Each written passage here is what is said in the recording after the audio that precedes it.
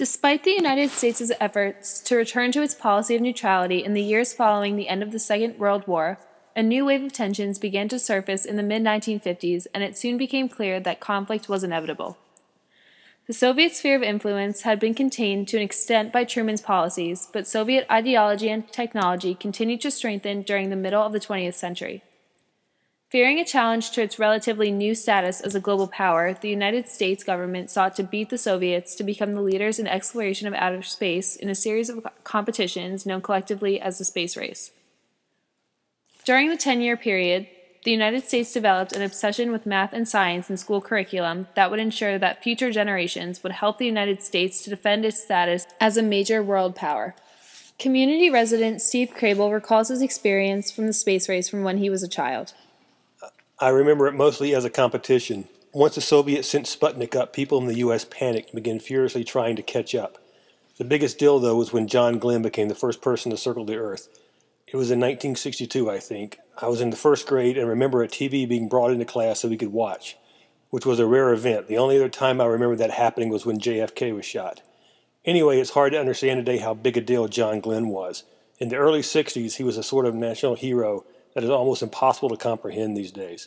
What he did defied imagination and human experience and made astronauts the most admired people in the country. The space race not only captivated the attention of American citizens, but also created a new wave of education in public schools. According to the Washington Post, more than 500 planetariums were built in the heat of the space race, many of them proud additions to public schools made possible by federal funding. When Northern Highlands was built in the mid-1960s, the country was in the heat of the space race, and the emergence of the space-age school had a significant influence over the design of the school. The planetarium, according to English Department Supervisor Bruce Emra, was part of the original design of the school with some of the funding provided by the federal government under the National Defense Education Act.